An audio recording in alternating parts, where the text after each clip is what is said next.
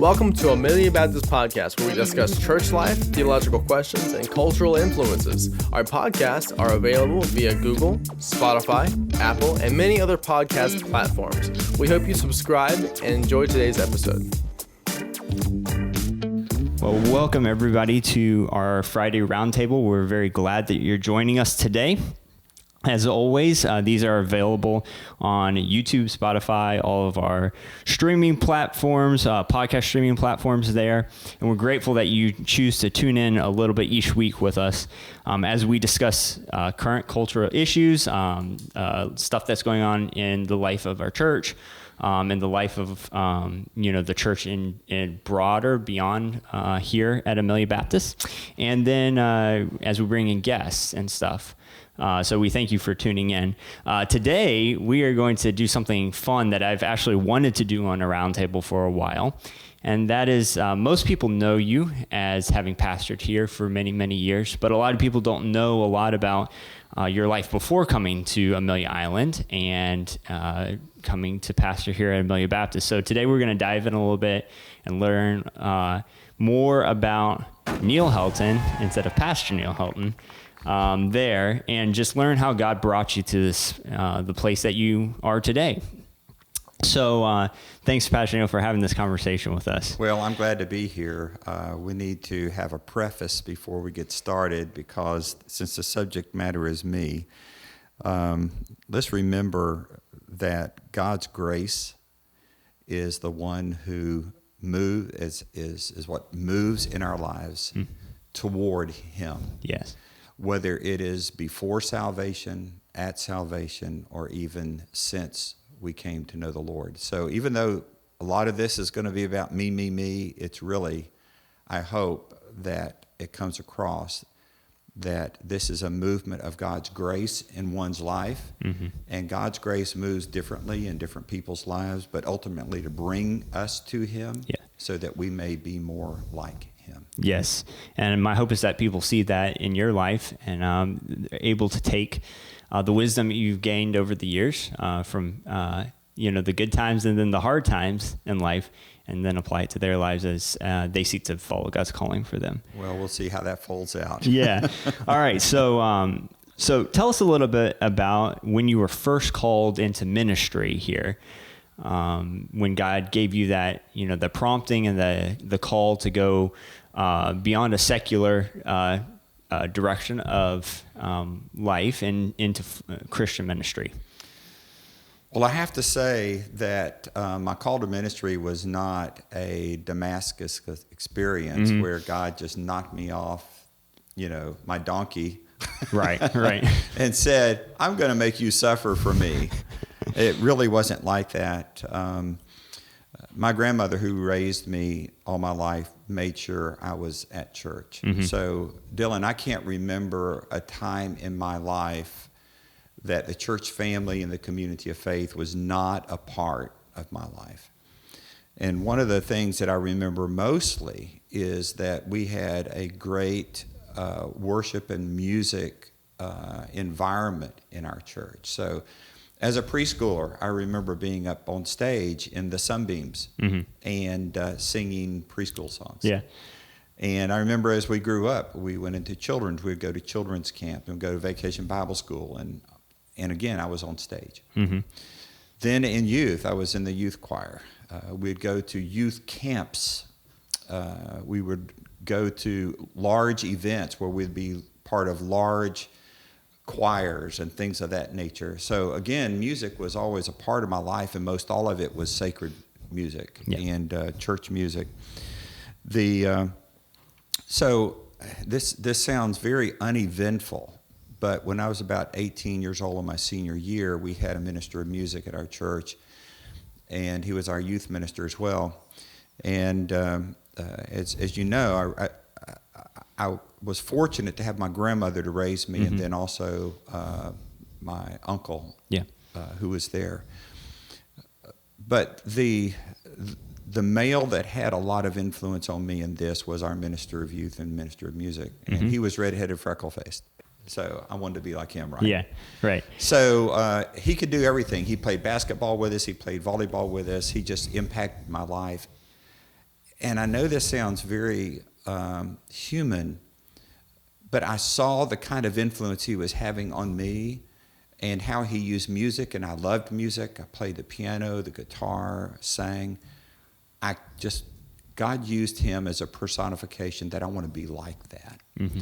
So whether that was a God call or not, again, God used him as a grace to get me to a Christian college to make sure that I didn't get off track. Right. And I think a lot of times when we say God's calling on our lives, a lot of times he uses those around us to give us a call, even sometimes when we don't realize it. We look back later and like, okay, we can see God moving in this direction. God does use other people to do that. Yeah. And then while I was at college, to kind of move into, what was I going to major in? Mm-hmm. Well, I was going to major in sacred music. Right. I mean, that was like a no-brainer. Mm-hmm. I wanted to be a minister of music. Then something happened to me again. I believe it's God's grace, God called. I was going to a church, and this church had long invitations. Right. But it wasn't just for salvation. It was prayer altars. Mm-hmm. And so I remember at one of those evenings that I was just really burdened about my life, where it was going. My life really wasn't consistent with what I thought my call was. And also not having a mother or father because they had died, not having any brothers or sisters. Though I have always been loved, I always had an identity issue. Mm-hmm. All my friends had mom and dads. All my cousins had mom and dads. The people that I would go visit, they had mom and dads, and I didn't. So I was going through an identity crisis at some point.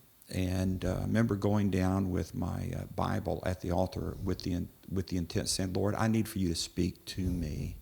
And I know this is like not theologically sound, but God uses and works in mysterious ways. And I just opened my Bible and I just decided I was going to start reading and say, God, what do you have for me? Mm-hmm. And it was Jeremiah chapter 1. And what I needed to hear at that point is when God told Jeremiah, I formed you, I knew you, and I consecrated you for my work. Yeah. That was one of the most affirming moments in my life where I was never able to look back and second guess what God's I was calling. Moving toward. Mm-hmm. And it was also a moment where I felt like music was not simply going to be the end of my tenure in ministry.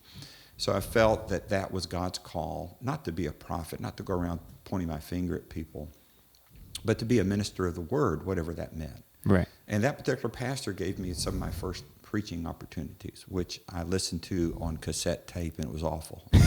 But he was so... You got to start somewhere, right? he was so patient, and the congregation was so patient. But that was the beginning of me moving from music into more preaching of the word. Yeah, call to preach the word. Yeah. Now, I think a lot of people don't know that you had some opportunities to use your musical skills for evangelism and other positions. That's right. And then also it's an integral part of where you met Miss Pam. Oh, that is exactly right. And so give us a little bit of that history there of where God used your musical skills and then how you came to meet Miss Pam. Well, here I am, walking to get my diploma. Mm-hmm. Okay, and it's toward the end of the spring, going into the summer, and I'm like a lot of college students. Now what do I do? Right. I have no idea what to do. And a friend of mine was a great pianist, and he had already been secured by an evangelist who he was Southern Baptist evangelist, and for the summer he was going to be playing the piano, and he said, we're looking for a Christian folk singer. And he knew I played the guitar and I sang Christian music because a lot of the work that I'd done during college was youth music and leading events and things of that nature. So I started traveling with the Bill Sauer Evangelist Association. And it was during our very first crusade that Tim and I wound up in Madisonville, Kentucky, where Pam Rudd lived, who I never met. And she became our ride. She was working for the local Baptist Association. She was the youth minister for the association. And our job the week before the crusade was to go to the different churches and to promote the crusade by the Southern Baptist Association at that point, and go to the youth ministry opportunities as well. And Pam was the one who took us there. And to put it mildly, she and I did not like each other at the very beginning. To me, she was too strong-willed for. This shows you what a male chauvinist I was, that women are not supposed to be leaders. And so we didn't get along. However, it didn't take me long to see that I had been missing something in my own personal life by looking at her discipline, to look at her resolve, to her focus in ministry.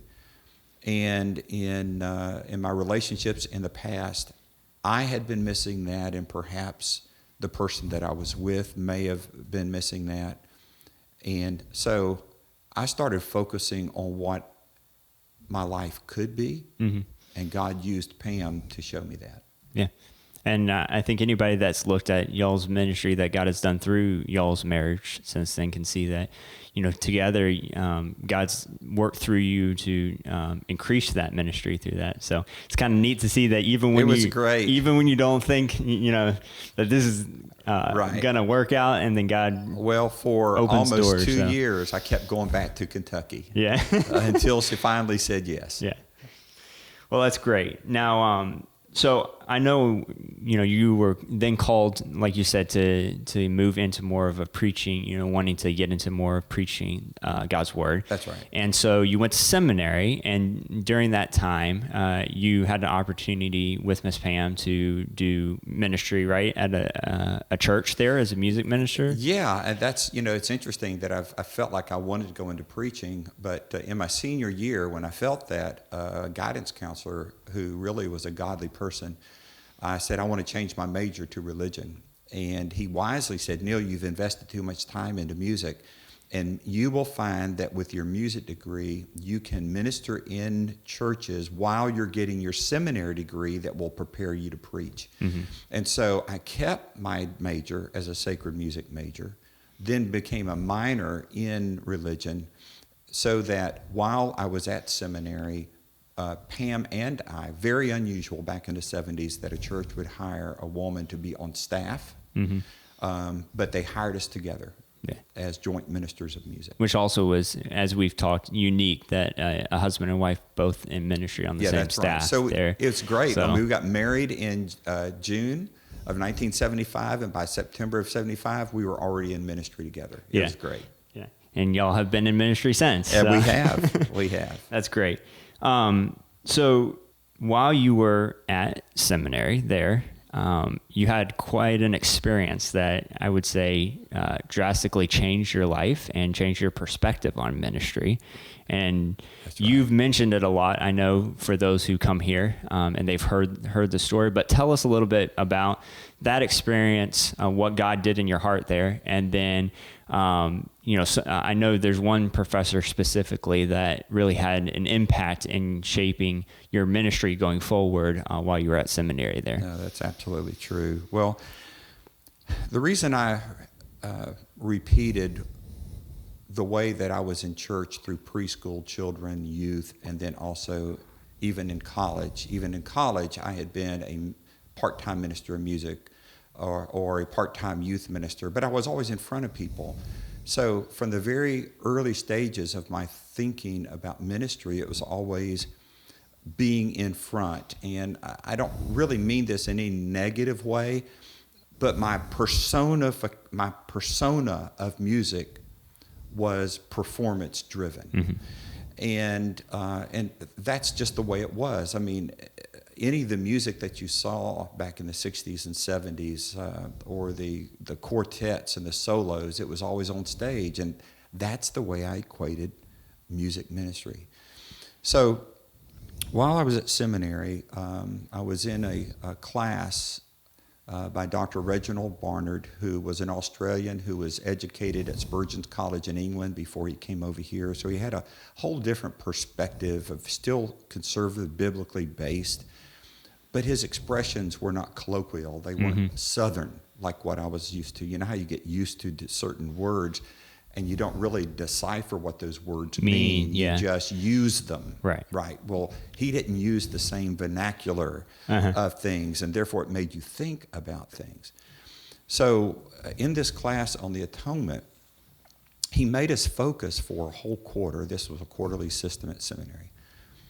Not on our sacrifices in ministry or our call, or did I accept Christ? It was never about me. And of course, in evangelism, it's always eliciting or soliciting a response from people.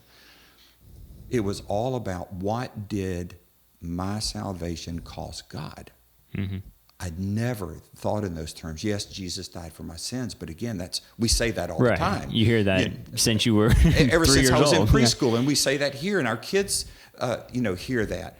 We have no concept of the physical torture and pain of what Jesus Christ went, but that isn't where Dr. Barnard stayed.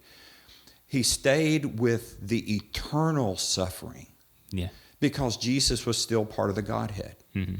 And part of the expansion is, the more conscious one is, the deeper the pain. So how do you measure the eternal consciousness of God?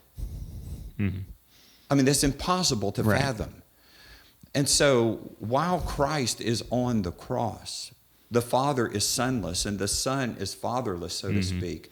He is suffering not just the physical pain, but the spiritual pain, and the penalty of all of our sin was upon him in those hours.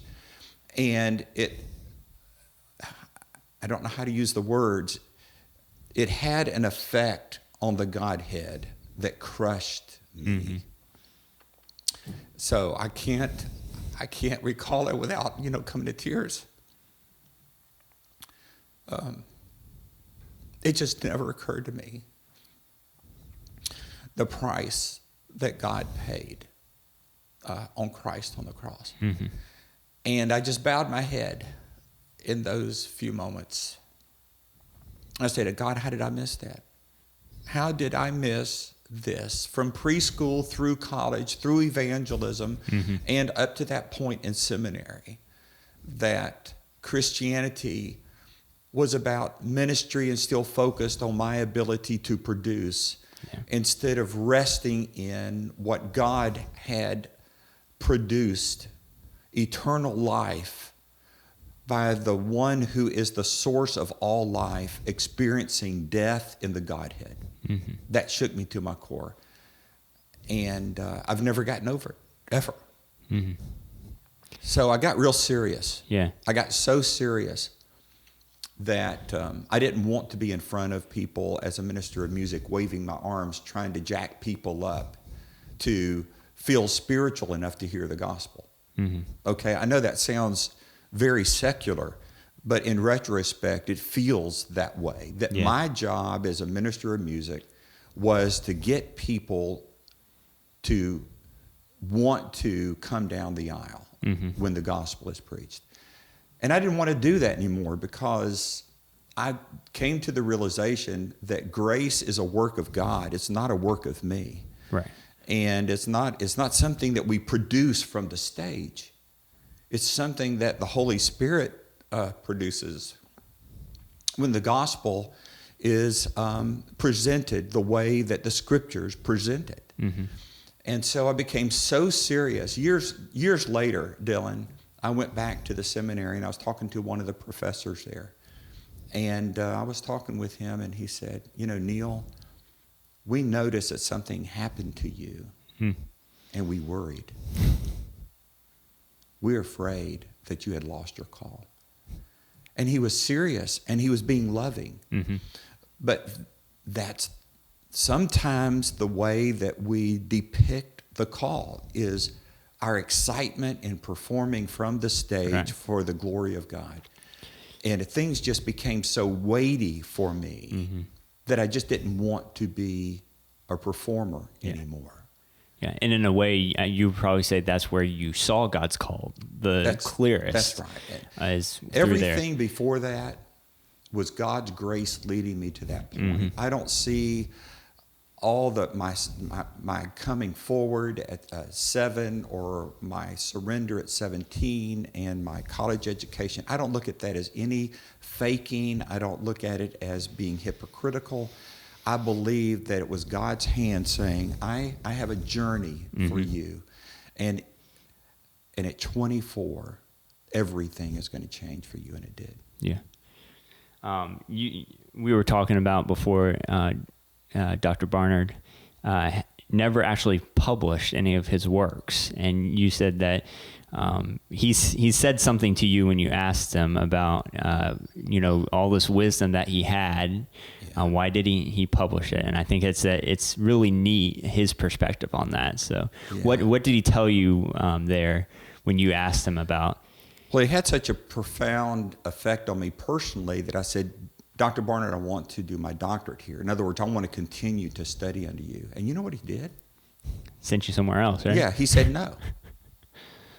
He said, the world is out there, and God has his hand on you out there. You don't need to stay here. And you know what else happened? We had been at the same church. Brother Bill George is still one of my very closest friends in Tallahassee, in Tennessee. And that's the church that we were at. And so I had two mentors. I had a theological mentor and I had a pastoral mentor. Mm-hmm. And independently, without talking to each other, they both said, Neil, you have to leave. Mm-hmm. Bill George said, Neil, God's called you to preach. You don't need to be in my ministry of music anymore. I'd love for you to be here. Right. We had one of the best staff relationships that I could have ever experienced. Mm-hmm. And in fact, he's the one who mentored me on how to treat staff and to have a loving, relationship with the staff. And then Dr. Barnard said, no, you have to go learn out there because that's where your ministry is.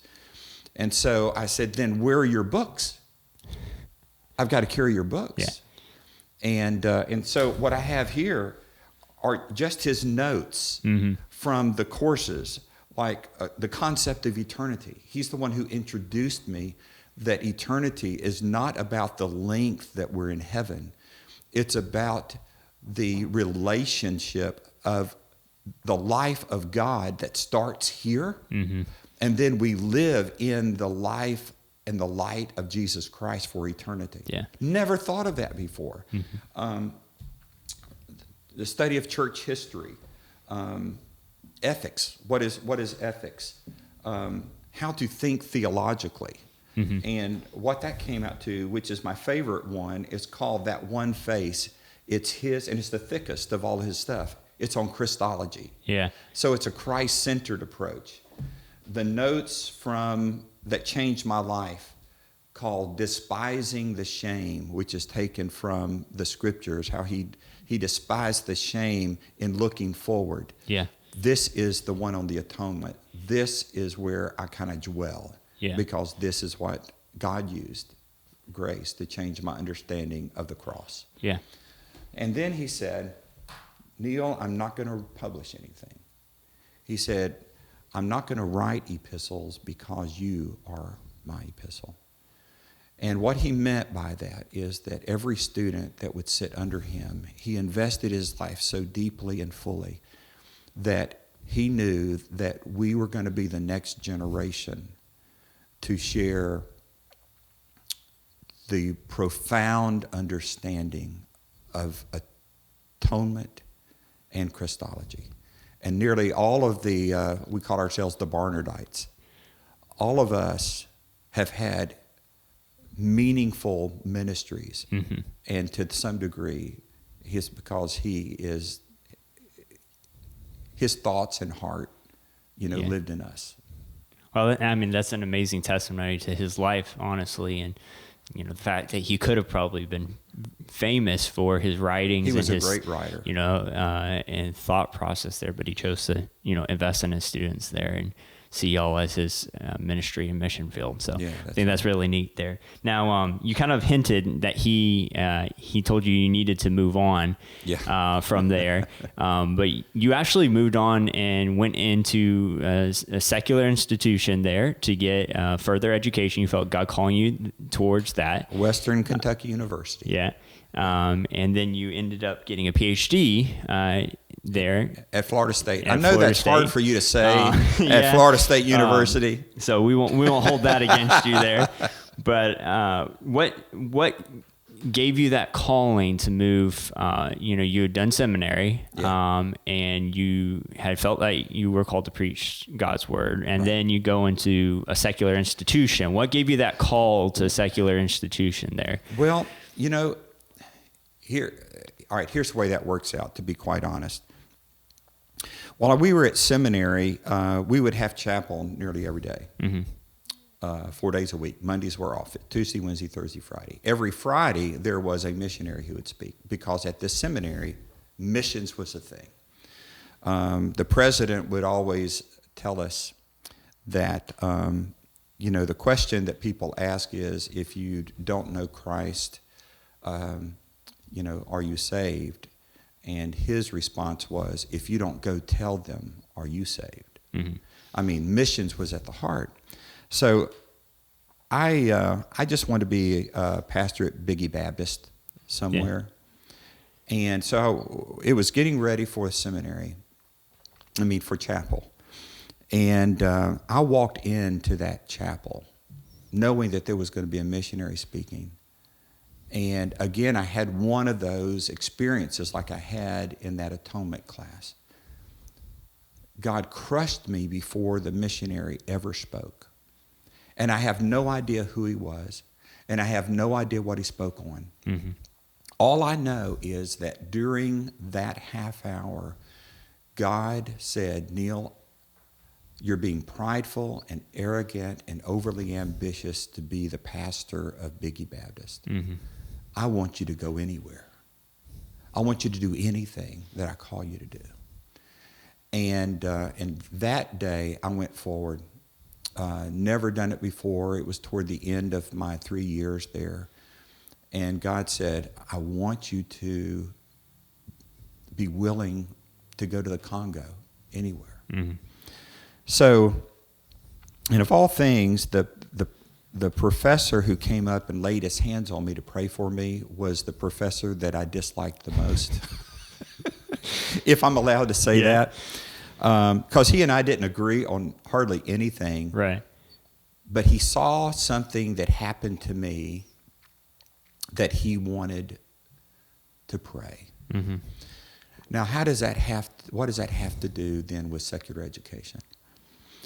Well, God immediately began to work in my life, said, Neil, I don't want you to start a church overseas.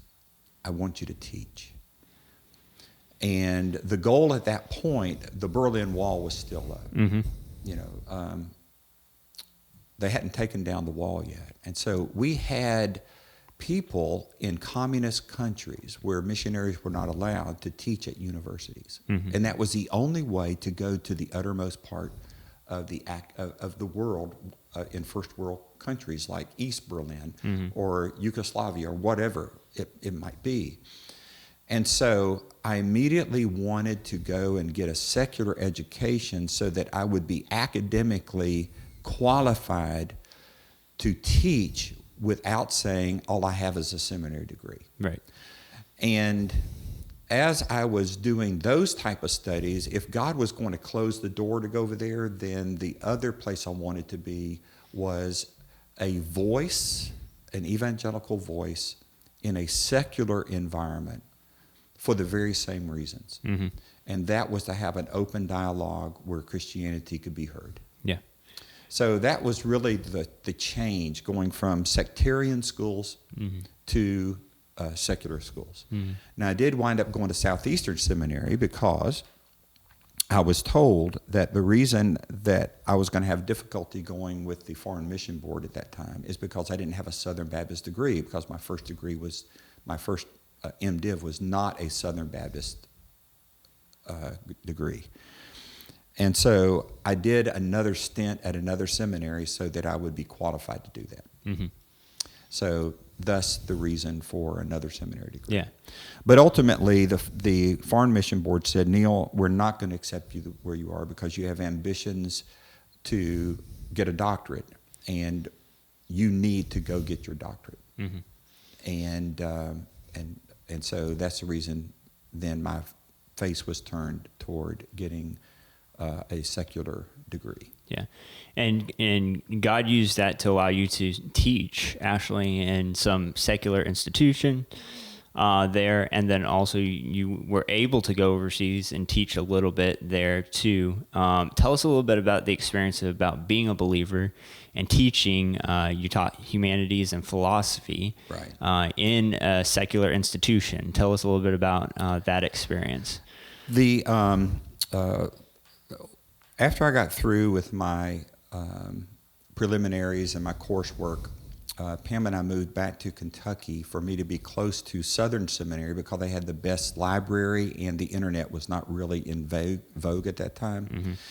And so I needed to be close to a library where I could do my studies. And while I was there, God allowed me to teach Introduction to Philosophy and Introduction to Ethics in the local community college. Mm-hmm.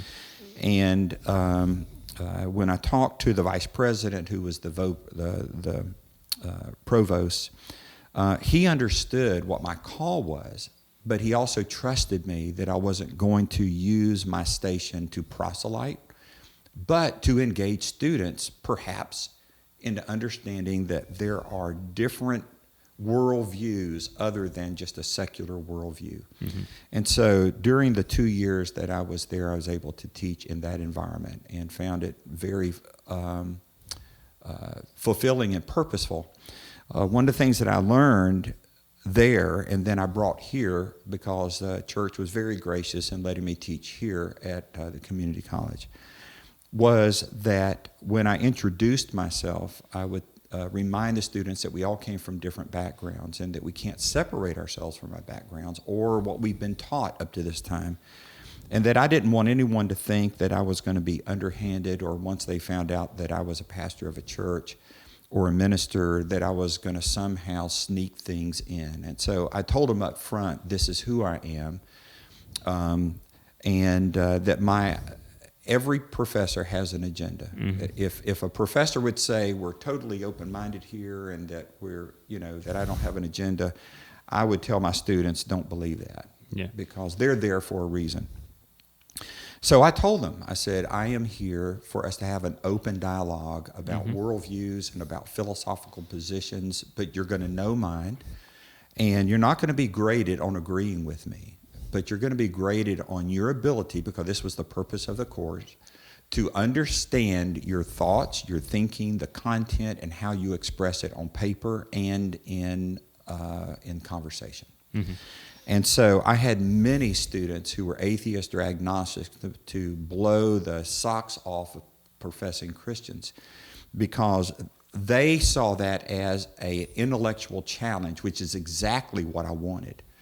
And some of the believers, they thought because I was a Christian that I'm going to give them a pass. Yeah, good grade. Because we believe right. the same things. And they were horrified when they would get their, mm-hmm. Their grades.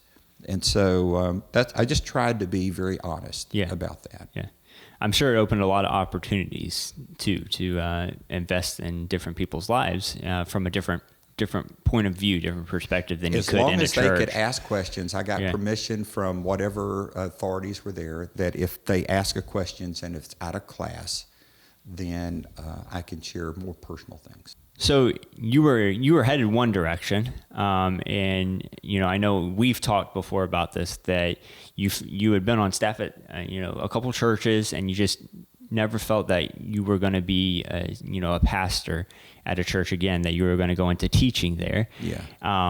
But then you ended up at Amelia Baptist for over 30 years. So how did God change your heart and your mind and bring you here to this church and the ministry that He's placed you in here for so long?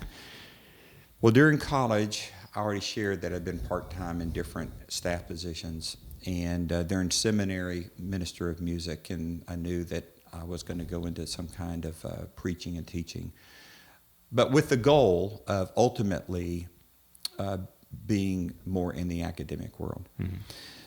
When I was at Western Kentucky University, in order to survive financially, I really did enjoy a call for 2 years in a very small country church. Loved the people, and they were very gracious to me. So, that was okay, but I knew that was only for a short time. While I was at Florida State University, about 30 miles outside of Tallahassee, I was at another country church, Indian Springs Baptist Church, fifth oldest Southern Baptist church in the state of Florida. We met in a building that was built in the 1850s, and the pews were very uncomfortable, so people really encouraged me to have short sermons. But anyway, I was there for 5 years. While we were there in 1988, Jim Hamrick, the former associational missionary, came to me, and I had known him when he was in Jacksonville. He came to me and he says, Neil, we're going to start a church on Amelia Island, and I believe that you're supposed to be the pastor of that church. And I said, you got the wrong guy. I said, my goal, I've been in education in the academic world for, I don't know, at that point, 12 years. And it wasn't to pastor a church. I didn't want anything to sidetrack me from what I thought that I was supposed to do. And I said, and besides that, I don't know anything about church starts. I'm just the wrong guy. You don't want me there. So later that year is when we moved to Kentucky. And during that time, I was teaching philosophy and ethics and things of that nature and writing my dissertation. And it was during those 2 years, from 88 to 90, that I got another phone call from Brother Hamrick. And Brother Hamrick said, well, we started the church, and you're going to be getting a phone call from the head of the search committee. They've been looking for a year for someone, and they hadn't been able to find anybody. And the interesting thing that took place in those 2 years is that while I was writing my dissertation, I was also applying different teaching positions around the United States. And everything was a no. And Pam was ill with her pregnancy with Brittany. And so God closing all the doors for me to be fully employed so that she didn't have to be in her medical condition at that time, and being a bit new mom later, I was at my wit's end. And then I got this one phone call. It was like Paul got in Acts chapter 16, where he had planned out his life. He had planned out where he was going to go. And God said, no, you can't go there. And then Paul tried something else, and God said, no, you can't go there. And then he had that dream or vision of someone in Macedonia and Philippi that said, we need to hear the gospel there. And that's what that phone call was for me. And I don't know if how Paul felt about having his plans changed. I was ambivalence is actually a good word. It means you struggle on either side. Do I go or I don't go? Is this right or is this wrong? I don't know. Pam, after she heard the phone call, as sick as she was, she said, Neil, I believe this is of the Lord. Well, I wasn't convinced, because that meant I had to turn away from, at that point, 12 years or more of being dedicated to go in one direction. One direction, yeah. And it was just a God call. And I knew that it was. I was sorrowful that it was. You know, when you know God's call, it doesn't always mean that you're happy-clappy about it. Because I had to die. I had to die to my dream. I had to die to my vision of why God was calling me and shaping my life. And that was over 30 years ago. Here's what I can say, Dylan. Paul, in retrospect, counted the church in Macedonia and Philippi his greatest joy. Mm-hmm. And I can say that being here at Amelia Baptist Church, outside my family, my wife, my children, has been my greatest joy. Yeah. And I'm so glad that God rocked all the plans. Yeah. Yeah. That I had. And I think it's neat, coming around to what we were talking about, calling. And I think it's neat that a lot of people are like, well, how will I know God's calling on my life? And, as we follow the Lord, I think he makes it clear, and at times he closes and makes it, very obvious the direction he has for us, even if it's not what our plan was. And I think that's an encouraging note for people who are struggling with that, that, well, I really thought I was going this direction. It just doesn't seem to be working out the way I planned. That's right. That just because it's not working out doesn't mean that God's not opening or showing you the direction that he really wants you to go. Sometimes in order for us to go through the open door, he has to close every other door. Mm-hmm. It would have been much harder to know God's will if all the doors would have opened. Yeah. An anecdote to this: 6 weeks after I said yes, and 6 weeks after we moved here and we were living in a condo while our house was being built here, I got a phone call from the department head of a philosophy and religion department in South Carolina who asked me to send him a resume because his philosophy guy was going to be retiring in the following year. And Pam and I have had a conviction for very many decades that when you make your first commitment, Jesus said, let your yes be yes and let your no be no. Mm-hmm. And so I think God just kind of threw that out there to put that last thing in the ground, in the grave. Right. That I said, I am so sorry, but I've committed myself to 18 people right. to start a mission in a church called Amelia Baptist Church. Well, I'm very grateful that y'all came here, and we started coming here when I was 1.5, and this has been my home, and y'all have been a great part of my family through that time. So God knew what he was doing. Well, you're part of that joy, that I spoke of. And to your question about people struggling with a call, if a young man comes to me and asks, should I go into ministry or not? I really do, not with any animosity or criticalness, try to talk them out of it. It really can be a very difficult and hard time. And there have been times, as much as joy has been here, that I've been tempted to, and sometimes maybe I have let go of the call, and then God's call would not let go of me. There were times I said, Lord, am I supposed to stay here? And he never gave me permission. Right. He always held on. So it's not only just a call to ministry, it's a call where you are. Right. And I'm a firm believer that there are people who have gone into ministry that were talked into it, that are so struggling that they may have been more effective in ministry if they hadn't been paid and a professional. But the other thing that I know is this, that if God has his call on you, I cannot talk you out of it. Yeah. And that has been true through the decades.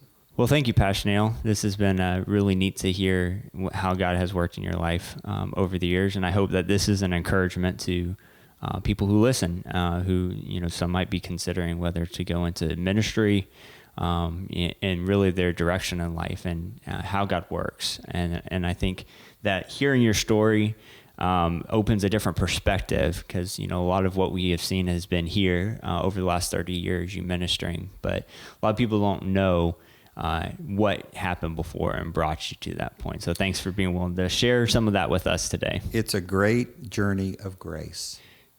Yeah. And that's where we started. That's where we need to end, because no journey is going to look alike, and no one should say, well, I wonder, my call wasn't like John Piper's, and my call wasn't like, Rick Warren's or anybody else that I know. And I hope that this story just shows you that, and others, that if you walk with the Lord, if you just listen and you're pliable and you're faithful, that ultimately His call of grace and ministry will be clear. Mm-hmm.